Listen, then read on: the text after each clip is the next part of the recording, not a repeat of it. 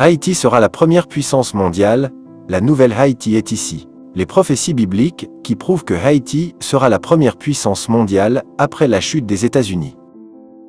Et si Haïti deviendra la première puissance mondiale, la nouvelle Haïti est ici, les rêves peuvent devenir réalité. Quelle était la dernière fois que vous entendez quelqu'un vous parle de ce que nous appelons la nouvelle Haïti? Vous pensez que cela est un simple discours, pas vrai? Mais aujourd'hui elle est plus que cela, elle est une doctrine avec beaucoup d'adeptes, des pasteurs, prédicateurs, croyants, etc.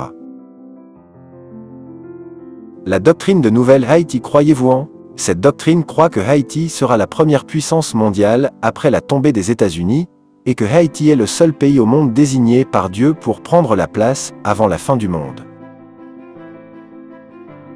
Qui a fondé cette doctrine de nouvelle Haïti? Retour en 2007, cette doctrine a pris naissance avec une certaine dame nommée Emily. Après avoir vécu des dizaines d'années au Canada, elle était retournée en Haïti. Elle avait installé son église du côté de la vallée de Jacmel, là où elle accueillait des milliers de chrétiens pèlerins qui venaient pour l'écouter.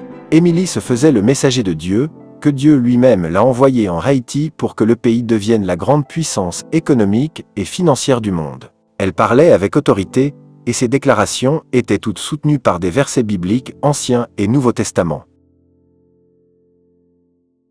Voici les faits qui prouvent que Haïti sera la tête des nations. Beaucoup d'arguments pour défendre une telle déclaration, voici quelqu'un.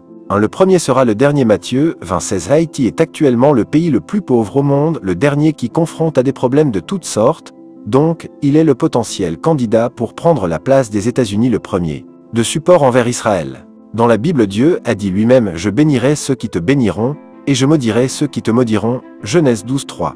D'après l'histoire, Haïti a contribué, en aidant Israël à devenir une nation à proprement dite. Le site Vision FM a bien expliqué cela ici. En novembre 1949, Haïti, par le biais de son ambassadeur accrédité à l'ONU, Émile Saint-Lot, figurait parmi les 33 derniers pays à voter en faveur de la création de l'État d'Israël.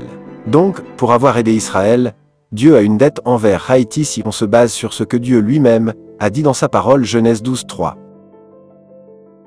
Le péché d'Haïti 2804 est pardonné. Dieu dit dans l'Exode 25, « Je suis un Dieu jaloux, qui punit l'iniquité des pères sur les enfants jusqu'à la 3e et 4e génération de ceux qui me haïssent. » Pour prendre l'indépendance, on était obligé de sacrifier un cochon, la magie, et faire l'invocation des esprits, ce qui est défendu par la Bible. Donc à cause des péchés de nos ancêtres, Haïti a été puni par Dieu. Mais de 1804 à nos jours, cela fait environ 5 générations puisque le pays renouvelle de génération après chaque 40 ans. Par conséquent, et bibliquement parlant, Haïti est délivré par des péchés commis par les pères fondateurs de la nation, puisque la malédiction mentionnée par Dieu dans Genèse 25 a expiré à la 4e génération. Nous vivons une nouvelle ère, réjouissez-vous. Il y a tellement de choses à dire à ce sujet. Certains ont même dit le mot Haïti se trouve dans la Bible. D'autres disent, avec preuve à l'APPUI, que les Haïtiens sont descendants d'Israël, une firme partie de nos habitants sont originairement hébreux. Il y a tellement d'évidence. Je parlerai davantage dans un autre article. Mais ma question pour vous, croyez-vous en cette prophétie que Haïti sera la plus grande puissance mondiale? Quand cela arrivera-t-il? Et quels sont les signes qui le précèdent? Sincèrement, je suis curieux, j'aimerais savoir votre opinion. Dites ce que vous pensez au-dessous dans les commentaires.